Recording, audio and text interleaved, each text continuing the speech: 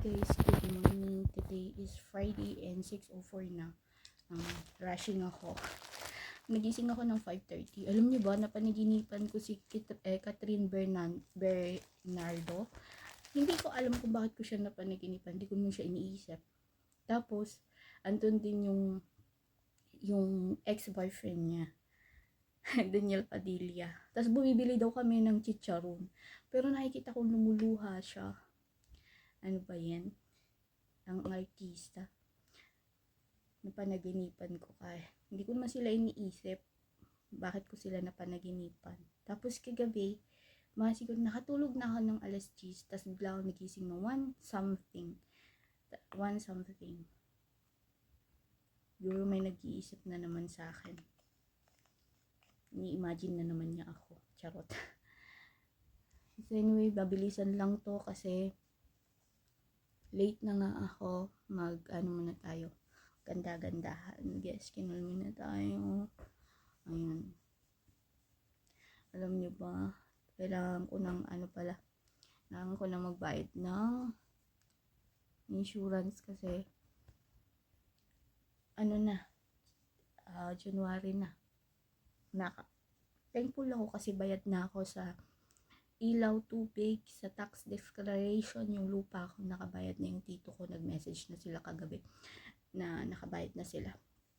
Ayun, sobrang sarap ng feeling kapag the whole year paid ka na hindi na ako mag-iisip, hindi na ako mag-aalala kasi bayad na ako lahat bayad na ako sa lupa, sa tax, tubig, ilaw. Sa tito ko, bayad na rin ako. Ang iisipin ko na lang, poproblemahin ko na naman ngayon is para sa next year na pambayad. Ayun. Yung anak ko, binawasan ko yung allowance ng anak ko. Kasi maraming nagtataka na Pilipina, sinasabi nila sa akin na antas laki-laki ng binibigay mong allowance. Last na allowance na binigay ko sa anak ko nung December, 11,000. So, nagtataka sila bakit ganun kalaki yung pinapadala ko. Kasi nag-iisa nga lang siya. Tapos, sabi nila sa akin, yung anak daw nila is ganito lang yung binibigay.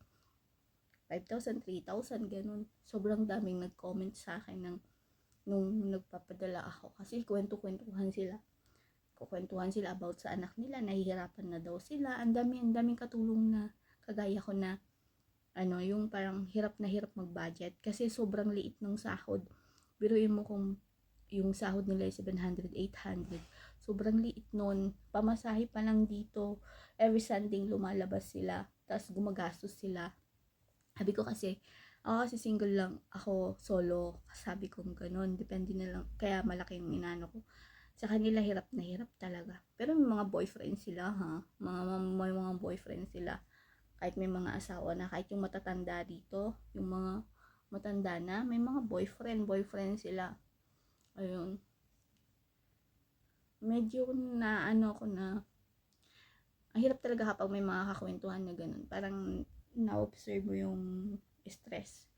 Kasi ako pag napapakinggan ko yung mga problema nila sa bahay, sa asawa nila. Kaya yung asawa daw nila lasenggo, kaya sila nakikipagjowa dito kasi parang ma-enjoy nila yung buhay nila, hindi lang puro yung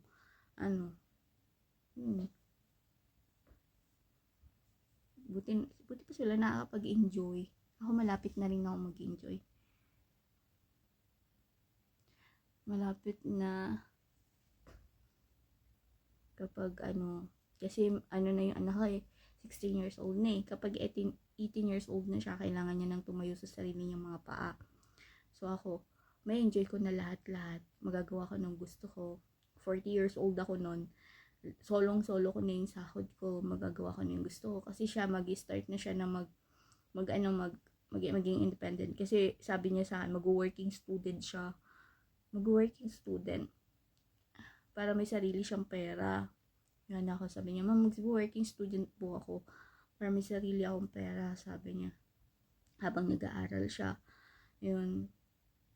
Ang kasi basta, ang hirap Kaya hindi ako umuwi. Gusto ko nga siyang dalhin dito sa Singapore para magbakasyon lang na kahit 3 days lang.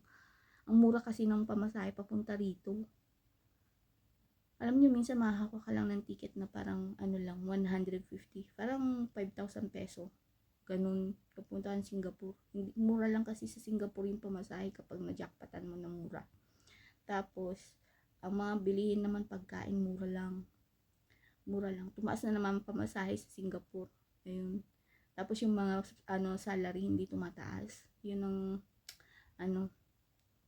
So anyway guys, ito kanina yung vlog ko para meron lang din ako may upload.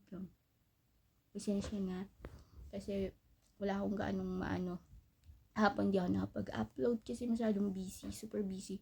Tsaka as in talagang pagod na pagod ako. Wala akong time na yung anong tawag dito? Magsulat. Diba sabi ko gusto magsulat niya magsulat. Super tamad ako. Yun. Natatamad na ako. Napapagod. Ayun, nawawalan ako ng gana. Ganun. Anyway guys, ito na yung vlog ko kasi basa pa yung buhok ko. Kakaligo pa lang. Ayan. Magtatrabaho na ako. Bye and God bless.